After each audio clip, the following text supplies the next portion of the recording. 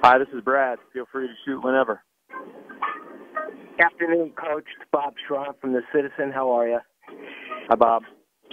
Hi, Coach. Hey, Coach, ask you about the emotional peaks and valleys of the playoffs.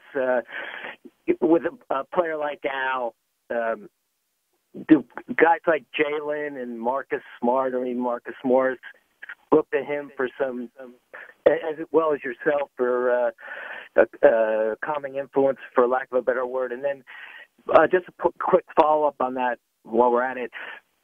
You can't get away from it tomorrow. The narrative is going to be it's possibly LeBron's last game in Cleveland. There's going to be an urgency there. Talk about those things. Thank you. Well, first and foremost,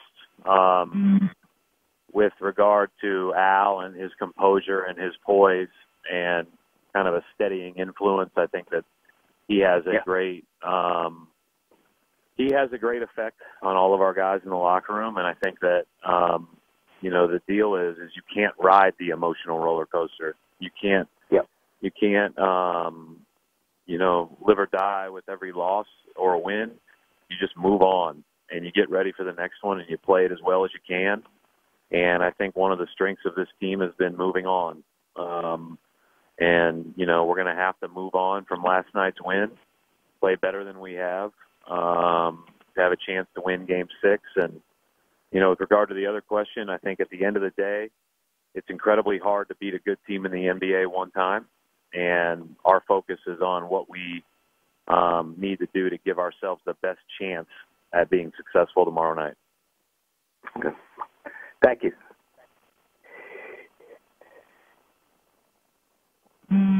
Hey, Brad. It's Mike Petralia. How are you doing? Good?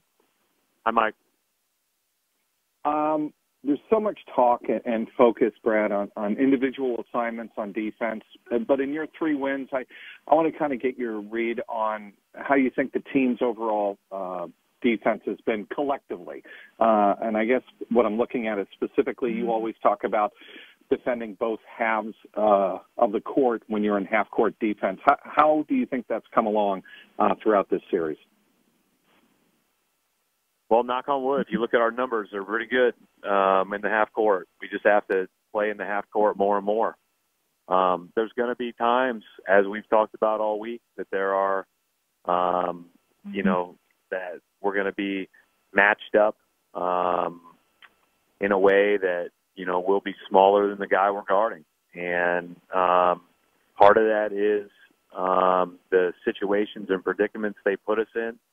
And by the way, they put everybody in. The couple of times that we didn't switch yesterday in the middle, they burned us bad and got to the rim and then got a kick out 3.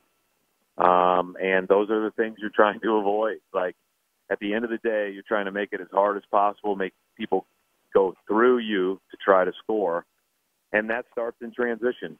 But if you look at it from the comparing our numbers defensively against the Cavs to what we needed to be going into the series, I think we're pretty close to where we needed to be to give ourselves a chance.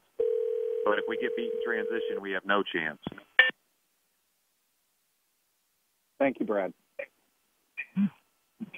Brad. Hey, Brad. It's Adam Himmelstock at the Boston Globe.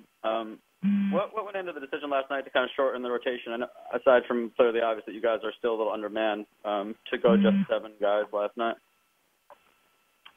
Well, there's a lot that goes into it, and I'll leave it at that. But it has nothing to do with the guys that didn't play, because I think all those guys are ready to help when called upon and have great attitudes and have been great teammates and prepared just as hard and well for their time as the guys that did. What are kind of the challenges in having a short rotation in general? And like you guys did it last night without really playing anyone huge minutes. I think Al was at 40, but everyone else was in the 30s. Is it sometimes talked about too much that, how did you play just 7 guys? Like when you're pretty capable of throwing guys out there for 6. It would have been a lot harder on our guards if we would have started small again. Because it's harder to rotate. Now you're rotating 2 guys in for 4 spots instead of 1.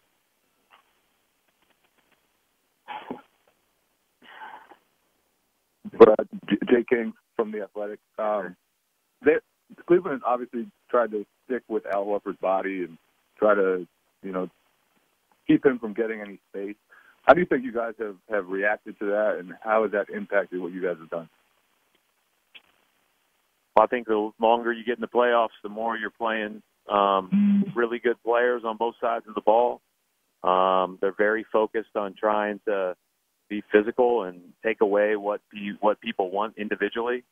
Same things we're trying to do, they're trying to do, and ultimately, I thought Al did a really good job last night. I thought we were much better getting him the ball, even when we didn't score, and we had some few turnovers there late against their post doubles and Al's walk up top. I just thought that we made a better conscious effort to get him the ball. I did not think we were, we've got to finish better at the rim. That's been pretty well documented over the last two games, and we've got to continue to play with the poise that we played with at times yesterday, especially as we go into Cleveland. Because when we try to hit home runs, we try to make really tough plays, and that's just out of our competitive spirit. It's the greatest strength of our team in a lot of ways, and it sometimes makes us hit some home runs. But that's when we've really been hurt in transition, is when we've had bad offense.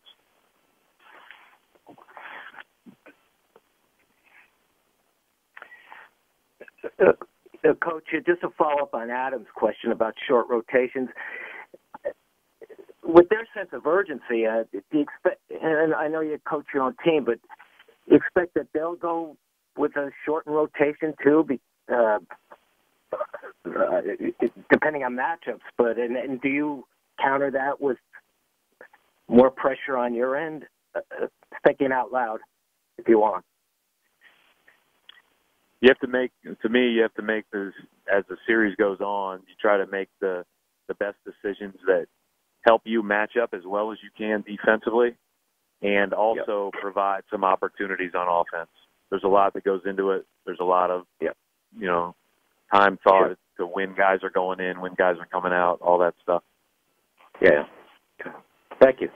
But I thought their bench played really well. Like, we didn't do a great job as far as guarding some of their bench players yesterday. Right. Hey, Brad, what does it mean to you when you see guys like Jaylen Brown and Terry Rozier not shoot the ball well, but not hang their heads and still execute in other aspects of the game? How happy does that make you feel when you see that out there on the court? Well, we're going to have to do that tomorrow night as a collective group, and there's going to be moments that don't go our way. And the minute you hang your head, or the minute, like I just said, you lose your poise and try to hit home runs, that's when it backfires on you. And, we just need more and more of that. But those guys, they did a good job last night of just kind of staying the course and playing through a tough shooting night. As a team, we had a tough shooting night. But, our calling card all year has been the other end of the floor. And, the other end of the floor is only effective if we have five guys back. It doesn't matter if we have three guys back or four guys back or, 4.5 guys back. We have to have all five on a string ready to guard.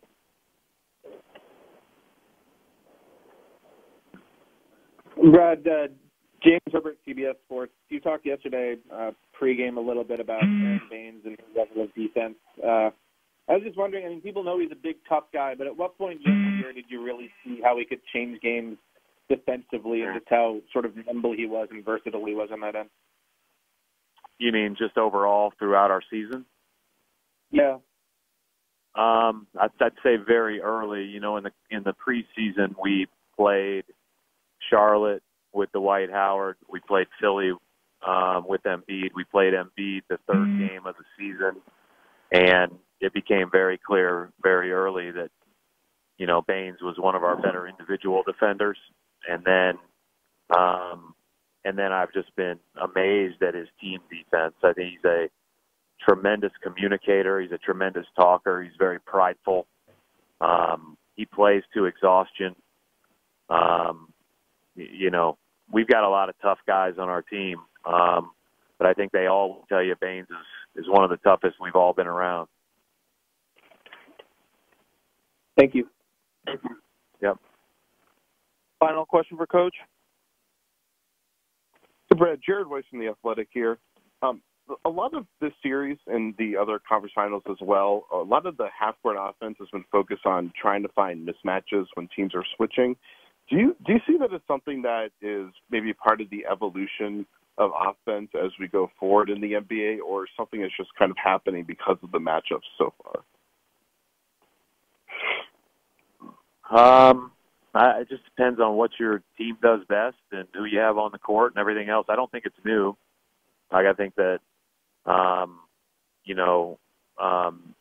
the NBA for a long time has been about finding matchups and finding the right matchup to attack, and probably more isolation when I was growing up than now.